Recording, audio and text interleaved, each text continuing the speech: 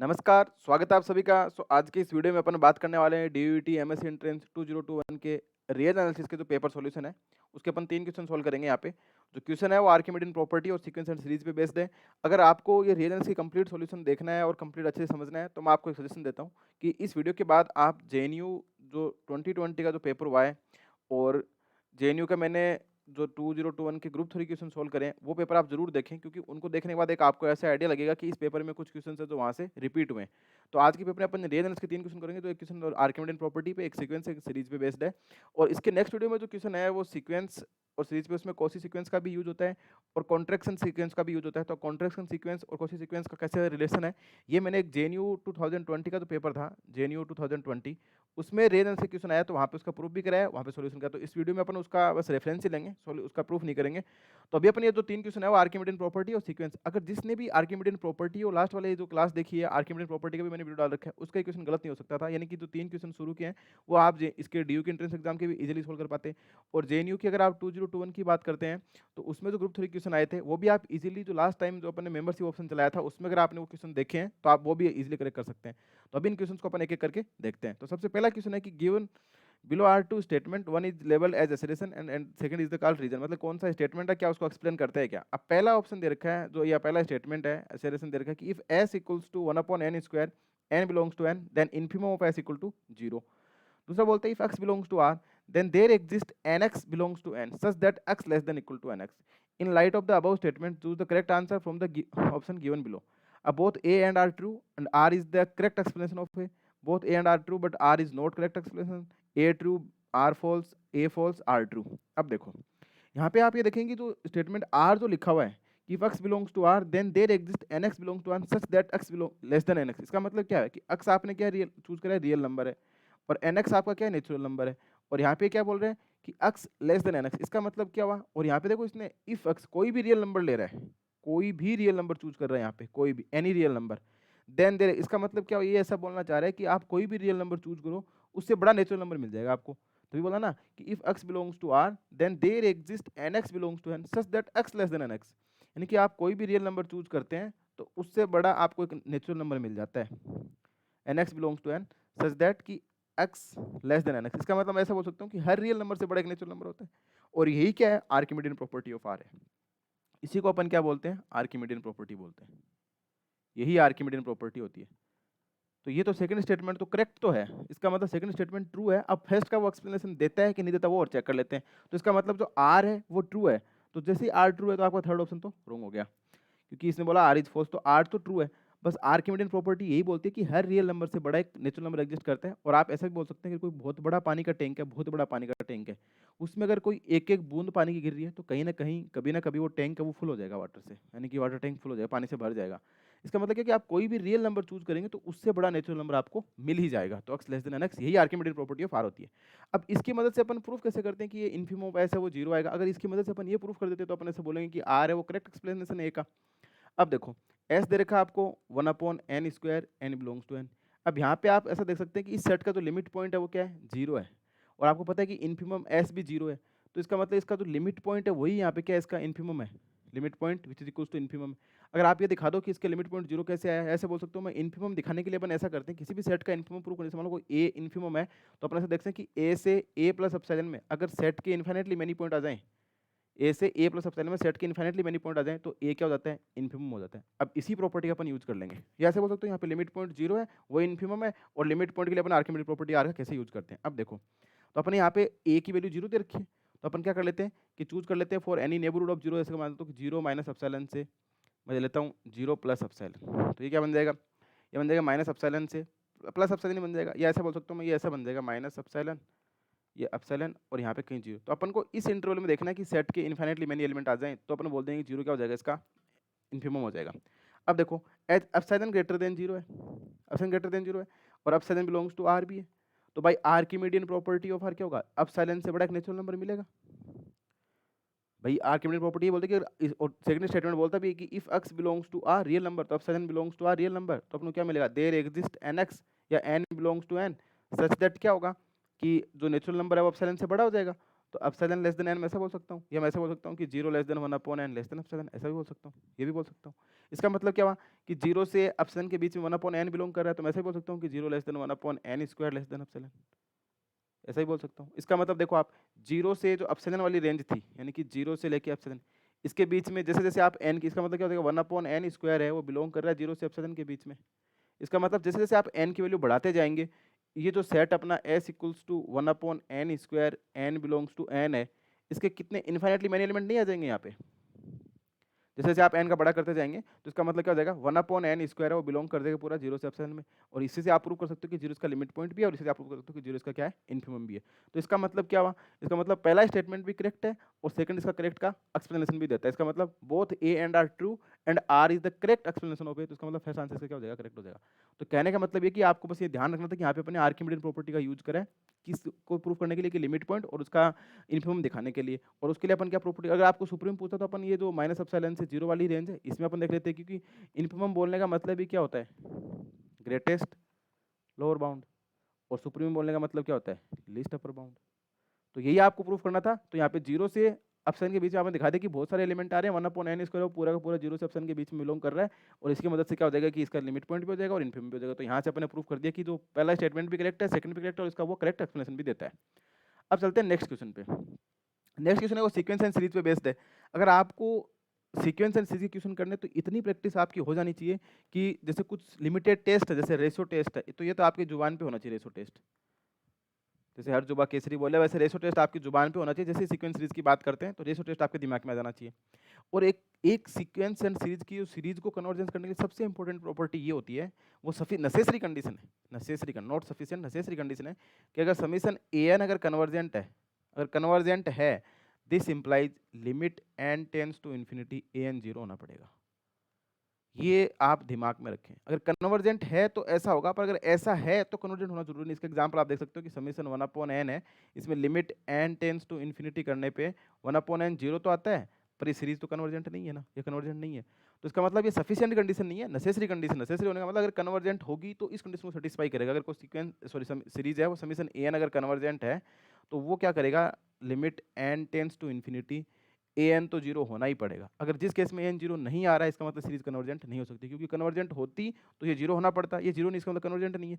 तो इसी को ध्यान में रखते हुए अगर आप बी और सी ऑप्शन की ओर जाते हैं तो limit N tends to infinity cos 1 by N, क्योंकि अपन ए एन पे चेक करते हैं लिमिट, और सीरीज पूरी समीशन ए एन है, तो यहाँ पे ए एन की वैल्यू क्या है, कोस 1 बाई एन है। और limit N tends to infinity करेंगे तो ये क्या बन जाएगा, कोस 1 बाई इन्फिनिटी 0 बनेगा, कोस 0 उसकी वैल्यू क्या आती है 1, which is not equal to 0। इसका मतलब बी वाली सीरीज तो कभी भी क्या नहीं हो सकती, कन्वर्जेंट नहीं हो सकती। इसका मतलब जहाँ जहाँ बी लिखा हुआ है वो तो गए काम से, तो यहाँ पे बी लिखा हुआ है, ये भी गया। अब देखो सी पे आते हैं, तो यहाँ पे एन की वैल्यू क्या है, -1 की पावर एन ई की पावर 1 अपॉन एन। अब जैसे आप limit N tends to infinity put करते हो तो -1 की पावर एन और ई की पावर 1 अपॉन इन्फिनिटी या ई की पावर 0, तो ये तो 1 बन जाएगा, और -1 की पावर एन ये क्या आ जाएगा, प्लस माइनस का 1, यदि 1 आएगा अगर एन इवन है तो। यानी मैं ऐसे बोल सकता हूँ कि अगर 2n टेंस टू इन्फिनिटी करेंगे तो 1 आ जाएगा, और 2n plus 1 tense to infinity करेंगे तो -1 आ जाएगा। तो यानी इसकी वैल्यू क्या आ रही है 1 और -1 आ रही है, जो कि दोनों ही क्या है नॉन जीरो। इसका मतलब ये भी कन्वर्जेंट नहीं हो सकती। इसका मतलब जहाँ पे बी और सी है वो तो गए, तो बी और सी तो गए, ये भी गया और ये भी गया। तो आप इजीली बिना कुछ करे ही बता सकते हो कि इसका आंसर क्या आएगा, थर्ड ऑप्शन आ जाएगा डी और ई ही क्या होंगे करेक्ट। आपको ए को चेक करने की भी जरूरत नहीं है, और सिर्फ आप अभी अपन ने कोई भी सीरीज का कोई भी टेस्ट यूज नहीं करा, अपन ने सिर्फ एक बेसिक प्रॉपर्टी लगाई है कि अगर कोई सीरीज समीशन ए एन अगर कन्वर्जेंट होती है तो वो नेसेसरी कंडीशन ये है, वो क्या करेगी, limit N tends to infinity A N तो 0 आना ही पड़ेगा। बस अपन ने यही प्रॉपर्टी यूज करा कि जहाँ जहाँ limit N tends to infinity करके देख लो, अगर ए एन 0 नहीं आ रहा है तो वो सीरीज कन्वर्जेंट नहीं हो सकती। अपन ने देखा कि ये सीरीज कन्वर्जेंट नहीं हो सकती, ये भी कन्वर्जेंट नहीं हो सकती, क्योंकि इसकी लिमिट की वैल्यू क्या आएगी, प्लस माइनस का 1 आएगी, जो कि नॉट इक्वल टू 0 है। नॉट इक्वल टू 0 तो ये कन्वर्जेंट नहीं हो सकती। अब देखो यहाँ पे अपन ने कोई टेस्ट नहीं लगाया, कुछ भी नहीं किया, तो कई बार एग्जाम में आपको ऐसे ट्रिक से ही काम चल जाता है। अब यही कॉन्सेप्चुअल ट्रिक है, यही ट्रिक है कि आपने बिना कुछ करे कर दिया, पर अपन यहाँ पे इसके सारे ऑप्शन चेक करेंगे। तो इसका मतलब आपका आंसर तो आ जाएगा थर्ड ऑप्शन डी, और जिसको आंसर से मतलब है तो वो तो आप आगे बढ़ जाए। अब डी और ई करेक्ट हो गया। अब पहले ऑप्शन की बात करते हैं, साइन 1 बाई एन। पहला ऑप्शन बोलता है समीशन साइन 1 बाई एन। इसके लिए अपन कंपैरिजन टेस्ट का यूज कर लेते हैं। कंपैरिजन टेस्ट क्या बोलता है कि कोई सीरीज समीशन ए एन है और एक सीरीज समीशन बी एन है। अगर limit N tends to infinity, अगर A N upon B N क्या आ जाए, एल आ जाए, not equal to 0 not equal to infinity, यानी कोई फाइनाइट नंबर आए, तो summation A N and summation B N converge और एंड डाइवर्ज टुगेदर, या दोनों या एक साथ या तो क्या होंगी कन्वर्जेंट होंगी दोनों, या एक साथ क्या होंगी डाइवर्जेंट होंगी। तो अपन यहाँ पे ले लेते हैं let summation B N equal to मैं देता हूँ 1/n और ए एन अपनी यही है ही। तो अब limit N tends to infinity A N upon B n करेंगे, यानी कि साइन, इसको अपन असिस्टेंट सीरीज बोलते हैं इसकी, तो 1/n है तो साइन 1/n अपॉन 1/n। अब limit N tends to infinity करो तो ये 0/0 फॉर्म, तो इसकी वैल्यू आ जाएगी 1 आ जाएगी, which is not equal to 0। इसका मतलब ये सीरीज और ये सीरीज दोनों एक साथ ही तो क्या होंगी कन्वर्जेंट होंगी, और एक साथ ही क्या होंगे दोनों डाइवर्जेंट होंगी। पर आप ये देख सकते हैं कि ये वाली सीरीज और ये दोनों सीरीज एक साथ ही कन्वर्जेंट डाइवर्जेंट होंगी, पर अपन जानते हैं कि समीशन 1/n कैसी होती है, डाइवर्जेंट होती है। बाई पी टेस्ट भी बोल सकते हो कि समीशन 1/n की पावर पी कन्वर्जेंट तभी होती है जब पी क्या होता है greater than 1, p less than equal to 1 के लिए क्या होती है डाइवर्जेंट होती है। तो अपन ऐसा भी बोल सकते हैं। इसका मतलब क्या हुआ कि ये जो सीरीज है ये कैसी होगी अपनी डाइवर्जेंट होगी, तो ये सीरीज कैसी होगी डाइवर्जेंट होगी। तो इसका मतलब ए ऑप्शन तो क्या है डाइवर्जेंट, तो जहाँ जहाँ ए वो भी करेक्ट नहीं होता, इसका मतलब पहला दूसरा दोनों, वैसे इससे तो सिर्फ एक ही ऑप्शन जाएगा सेकंड वाला, पर ये तो अपन ऑलरेडी डिस्कार्ड कर चुके हैं। पर ये सीरीज भी कैसी नहीं होगी डाइवर्जेंट होगी, तो साइन 1/n डाइवर्जेंट। अब बचे डी और ई। अब डी में देखो बहुत ही खतरनाक एक अच्छा टेस्ट है जिसको अपन बोलते हैं कोसी कंडेंसेशन टेस्ट लगता है, पर अगर आपको करना है तो करो वरना मत करो। पर ऐसा क्वेश्चन बीएचयू एग्जाम में पूछा हुआ है, वो टेस्ट मैंने अलग से भी पढ़ाया हुआ है और अपन यहाँ पे भी इसको देख सकते हैं। कोसी कंडेंसेशन टेस्ट क्या होता है, कोसी कंडेंसेशन टेस्ट ये बोलता है कि अगर कोई सीक्वेंस ए एन है non negative and monotonic decreasing है, then series summation A N summation वो कन्वर्जेंट होगी, लेस देन इनफिनिटी बोलूंगा कन्वर्जेंट होगी इफ एंड ओनली समीशन ई की पावर एन ए ई की पावर एन कन्वर्जेंट हो जाए। यानी कि ये सीरीज और ये सीरीज दोनों का बिहेवियर कैसा होगा सेम होगा। तो यहाँ पे आप ई भी ले सकते हैं 2 भी ले सकते हैं, कोई भी नंबर ले लो जो कि ग्रेटर देन 2 हो, any number p which is greater than 2, तो p की पावर n ये e की पावर n। अब अपन e इसलिए ले लिया क्योंकि जहाँ कहीं पे भी ln है तो e के साथ वो क्या बना देता है 1 बना देता है, तो अपना काम थोड़ा इजी रहता है। ठीक है, तो कोसी कंडेंसेशन इसलिए बोलता है कि अगर कोई सीरीज an कन्वर्जेंट बोल दो, या ये दोनों एक साथ ही कन्वर्जेंट होंगे, यानी कि दोनों अगर ये डाइवर्जेंट है तो ये भी डाइवर्जेंट, अगर ये कन्वर्जेंट है तो ये भी, और ये नहीं है तो ये भी नहीं है। अब अपने को यहाँ पे क्या दे रखा है, अपने को यहाँ पे दे रखा है ln n की पावर ln n 1/n, यानी कि सीरीज दे रखी है 1/ln n और इसकी पूरे की पावर क्या है ln n। ठीक है, अपन चेक करते हैं सीरीज e की पावर n और a e की पावर n, ये लिखेंगे तो क्या बन जाएगी, ये सीरीज बन जाएगी समीशन 1/ln e की पावर n और इस पूरे की पावर ln e की पावर n। और अपन ये भी जानते हैं कि n बाहर आ जाएगा which is equal to summation 1/n ln e और इस पूरे की पावर n ln e। अब ln e तो 1 बन जाएगा, और ऊपर सॉरी e की पावर n भी साथ में आएगा क्योंकि e की पावर n भी अपन लेके चल रहे हैं, तो ये क्या बन जाएगा समीशन e की पावर n अपॉन n की पावर n। तो ये सीरीज आ गई अब अपनी। अगर अपन ये दिखा दें कि ये सीरीज कन्वर्जेंट है डाइवर्जेंट, तो अपनी जो गिवन ओरिजिनल सीरीज है वो भी क्या हो जाएगी कन्वर्जेंट और डाइवर्जेंट, दोनों का बिहेवियर सेम होगा। अब अपन यहाँ पे यूज करेंगे रेशियो टेस्ट। रेशियो टेस्ट का अपन यहाँ पे भी यूज करेंगे और अगले क्वेश्चन में भी यूज करेंगे। अब रेशियो टेस्ट क्या बोलता है, रेशियो टेस्ट ये बोलता है कि अगर कोई सीरीज समीशन ए एन है, तो अगर limit n tends to infinity an + 1 upon an, इसकी वैल्यू अगर l आ जाती है, अगर l लेस देन 1 है तो वो सीरीज कैसे हो जाती है कन्वर्जेंट हो जाती है, और अगर l ग्रेटर देन 1 है तो डाइवर्जेंट हो जाती है, और अगर l = 1 हो जाता है ये टेस्ट क्या हो जाता है फेल हो जाता है, अपन को कोई और ऑप्शन देखना पड़ता है। अब यहाँ पे अगर अपन an की बात करें तो an क्या हो जाएगा e की पावर n अपॉन n की पावर n। अब रेशियो टेस्ट लगाएंगे तो an + 1 अपॉन n करते हैं ना, तो यहाँ पे देखो an + 1 अपॉन n करेंगे तो ये क्या बन जाएगा e की पावर n + 1 अपॉन n + 1 की पावर n + 1 और e की पावर n अपॉन n की पावर n। तो ये क्या बन जाएगा e से e के तो ऊपर तो बचेगा e, और इसको मैं लिख सकता हूँ n + 1 इंटू n + 1 की पावर n अपॉन n की पावर n, ऐसा लिख सकता हूँ। ये क्या बन जाएगा e अपॉन n + 1 1 + 1/n पूरे की पावर n।